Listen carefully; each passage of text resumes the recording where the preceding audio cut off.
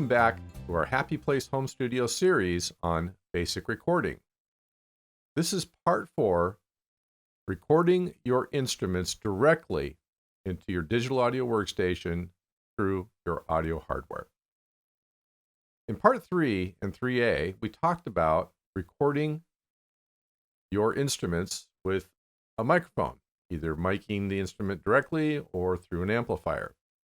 In part 4, we're going to explore the many options for directly connecting your instruments, not just guitars, but also keyboards, drums, and other types of instruments, plugging them directly into audio interfaces and taking them directly into your digital audio workstation. With today's technology, the regular guy in his home studio can produce a really high quality recording and not have some of the technical difficulties and noise associated with microphone recording. Although both types of recordings can produce excellent results. And most of the music that we all love, from the earliest days of recording through the 60s, 70s, are recorded with microphones. But today's tech is really terrific and give you a lot of new options for recording your instruments directly and with a lot of help from different types of hardware interfaces and plugins for your digital audio workstation.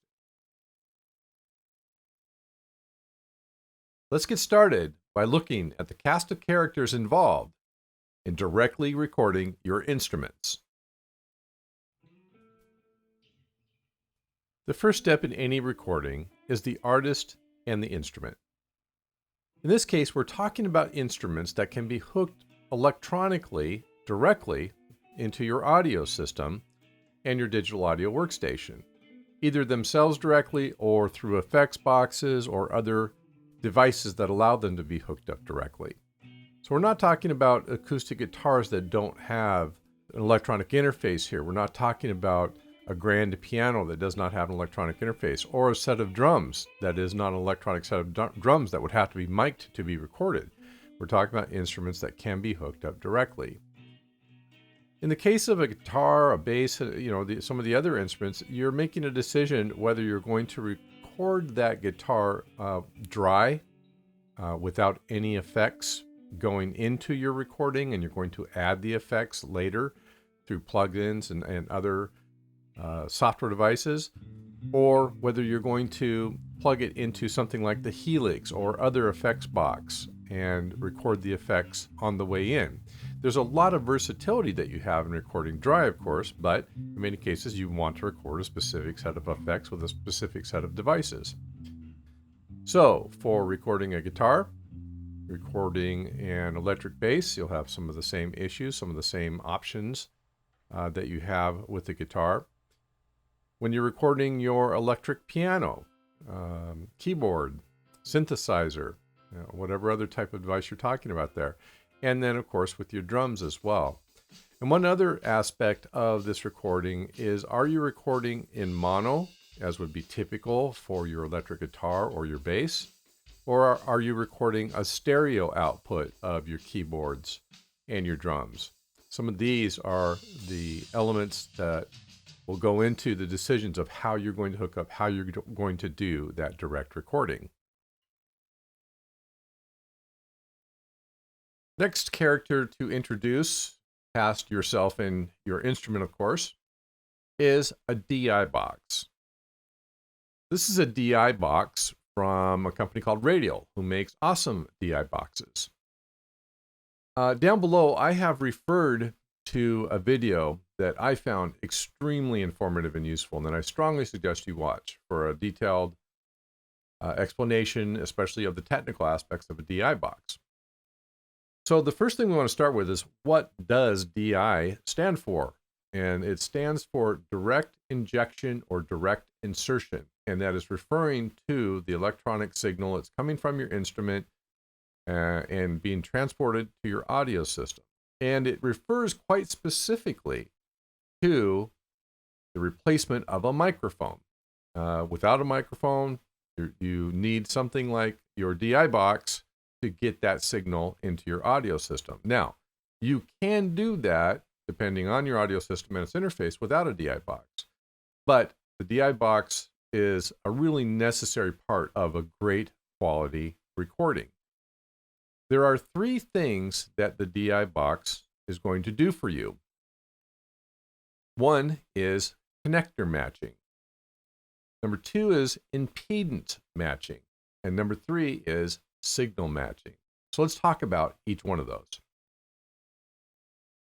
Connector matching is pretty straightforward. And any of us who have spent much time in home studios know it feels like you spend most of your life trying to match connectors.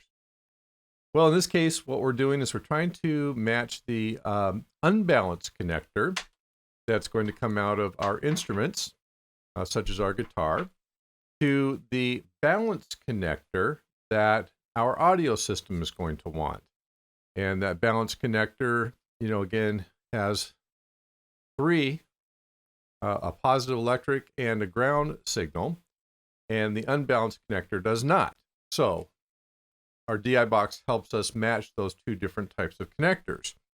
Now, in this case, the Pro DI has an input that's going to come from your instrument. In this case, with this one, usually a guitar, which is a mono channel, single connector. And it also has a through. The way this might be configured is it's coming out of my guitar. I want to have it into my amp so I can hear what I'm playing, and I want to set it to my audio system for recording. So I've got the input, and that's the 1/4 inch. On the other end, the output is going to have that XLR connector to go into my audio system and give it the connection that it wants. Now, the impedance matching and signal balancing functions of the DI box are both electrical signal in nature, if you will, okay? The thing about impedance matching, impedance is AC resistance, alternating currents resistance. And the thing to know about that, without getting all technical about it, is that all instruments produce impedance or have impedance. And in the case of most of your guitars and basses and that kind of thing, you're going to have a very high level of impedance. So the job of the DI box is to match that high level impedance, or give you a way to match it so that you're not getting the noise that will come from unmatched impedance level. And that's really also what the connector balancing is about as well. Taking that unbalanced signal, just as you have the unbalanced cable, and turning it into the balanced signal. An unbalanced signal can only travel about 15 feet before you start picking up noise and hum and the things that you don't want in your recording, where a balanced signal can go hundreds of feet. Now, that may not be important in your home studio, but it is important that you have that smooth transfer from an unbalanced signal to the balanced signal to not have the noise. And that's really our entire goal, is to not have the noise. So when do you need a DI box?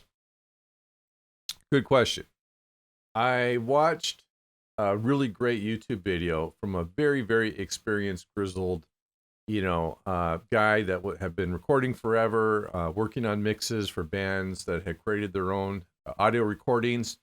And he very firmly and in unmistakable and extremely strongly worded terms said, you need a DI box all the time, because he spends so much time not only trying to match all the different levels of signal that all the musicians playing guitars and basses and etc. were producing, but also having to tell them, you need to re-record this because you had so much noise on the line and I just can't get rid of it. So in his opinion, and I'm in this school of thought as well, you should always use a DI box if you want to produce a high quality recording. But there are two other very specific instances where you need it. One is if you have a cable run longer than 15 feet between your instrument and your audio system for your recording, where you're definitely going to pick up noise and hum from an unbalanced signal. And you also need DI box if you do have ground loop hum. And you'll know if you have it Usually, you're more likely to get this in a live venue type of thing than you are in a small room in your own house for your home studio, but it can still happen. And it essentially happens when you have two ground signal sources for two devices in your circle, in your chain of devices that you're using to do your recordings. Our next stop in our journey of the cast of characters between your instrument and your recording is with anything that you have between your instrument and your audio interface. The easiest example I can provide of this is something you might have between your guitar and your bass and your audio interface, such as my Helix, which I use all the time, and is in fact the way that I create my effects, or you might use pedals. I'm using my Helix, where I create my amp modeling from a list of hundreds of amps that I can use, and all the settings that are going to affect the sound that my guitar is making before I record it. Now, this is one of the places that you can do that, and we're going to show you another opportunity that you have for that on the other side of your audio interface.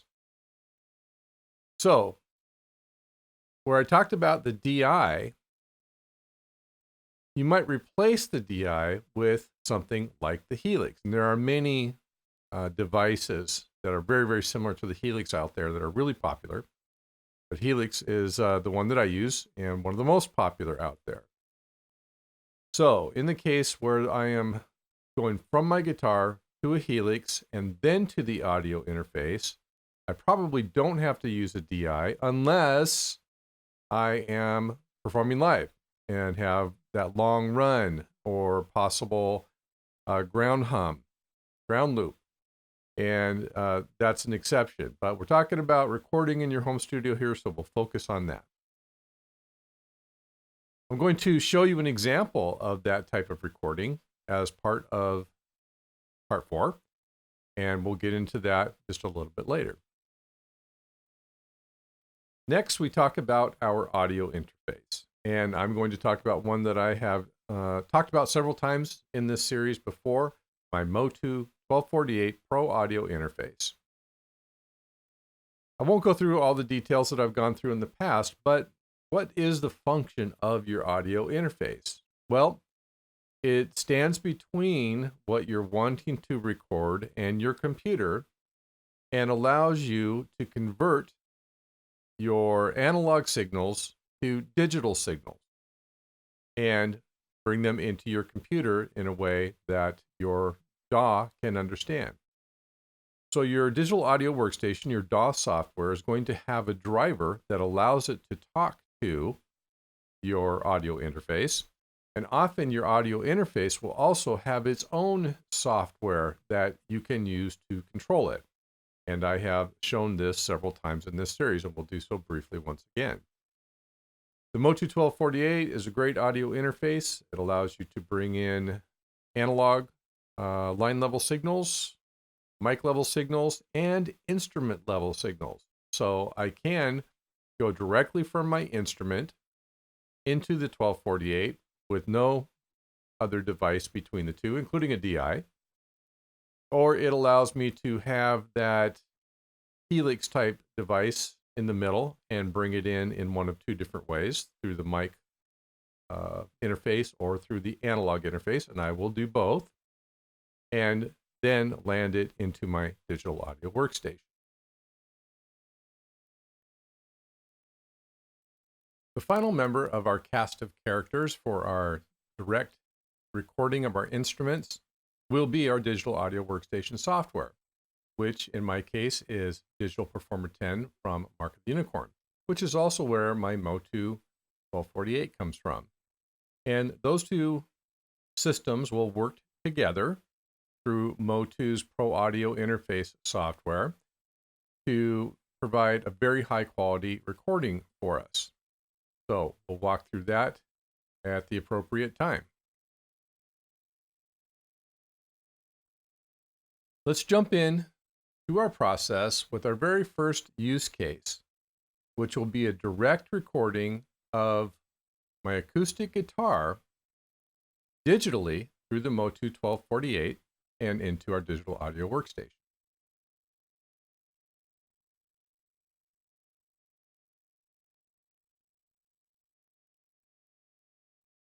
The Motu 1248 gives me a lot of versatility when it comes to plugging my instruments in for recording. I have several ways that I can do so. On the front panel, there are two instrument plugins that I can use for guitars or a bass guitar. And those expect an instrument level signal. In other words, a signal coming directly out of the instrument. I then have the microphone interfaces, which I can also use for this purpose, and I will do so.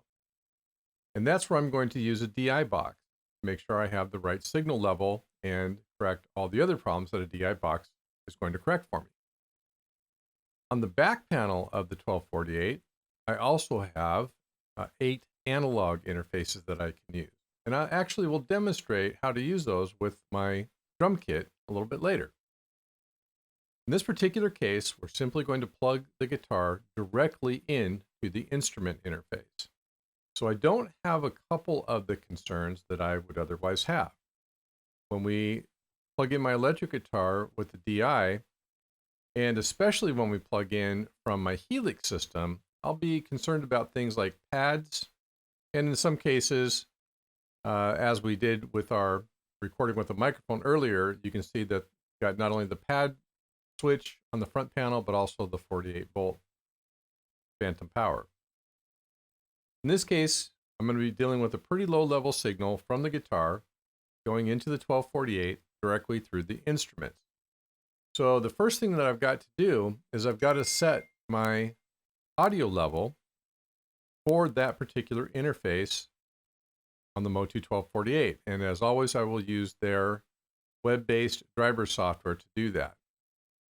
Now, you're going to set the sound level to match how you're playing and what you're playing. If I'm doing a slow, gentle, finger-picking song, I'm probably going to need the highest level that I can get from the instruments to get the best level of audio that I can. Now, remember, we've talked before that we want to leave some headroom over our signal level that we're recording. So I'm shooting for between -12 and -9 dB on my initial recording of the guitar. So I'm just going to be strumming a few random chords for this particular recording, and I don't need super high level of preamp, but I'll need a pretty good level to get between that -12 and -9. So I'm going to set the interface pretty high. It's pretty close to as high as I can. I would back that down if I were really strumming or picking hard or playing as loud as I can or something like that. And then the rest of the amplification will come through the digital audio workstation. One other thing to note, and this will come up a few times as we're going through these recording scenarios, is that I've got the guitar volume. This is the guitar that has its own volume and tone settings. I got that volume as high as I can set it. And that is a pretty good practice. You don't want to be setting your volume all over the place. You want the best level of signal that you can coming from the instrument itself to record, and then you'll attenuate that. You'll turn that up or turn that down with your audio interface. So I'm setting that volume level as high as I possibly can. Let's see the result that we get with this recording.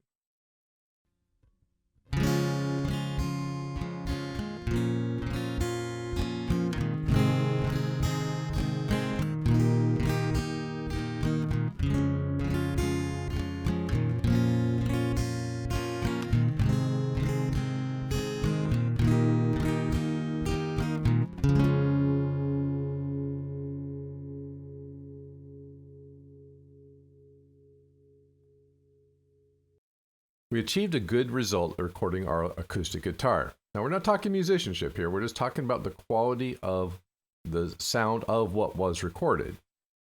And very little noise, good volume level, good audio level from the recording. and we're ready to do what we want to do inside the digital audio workstation with that recording. For our next use case, we're going to do something similar to our first use case with the acoustic guitar, but we're going to add a couple of new elements. One is we're switching to an electric guitar. I'm going to use my PRS, and we're going to use a DI box. Now, in this particular setup, do we absolutely need a DI box? Well, I've already stated I always use one, but we probably don't absolutely need it. I don't have more than a 15-foot run on my cable, and we don't have a ground loop problem. But I'm going to use it anyway because I want the best sound quality that I can get. Now, remember, a DI box is not like a stomp box. It is not about changing the sound. It is about changing the signal and making sure your signals match. So I'm going to hook up the DI box in the following manner. I've got my PRS guitar. It's going to run into the DI box. And out the other side of the DI box, I will plug in with my mic 1 connector. And we'll set that up on our mic 1 channel in our digital audio workstation.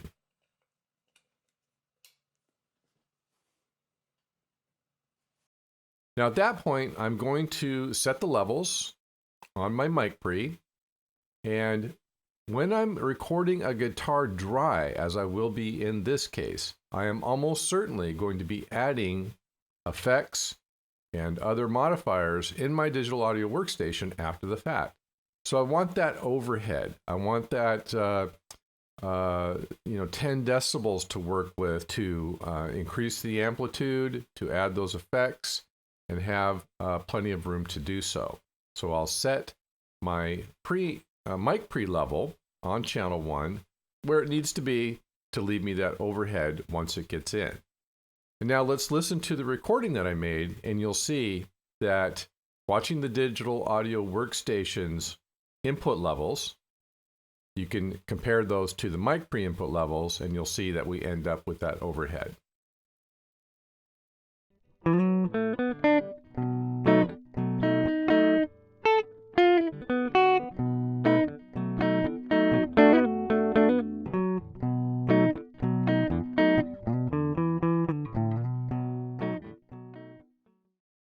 Musicianship aside, this is a very clean recording.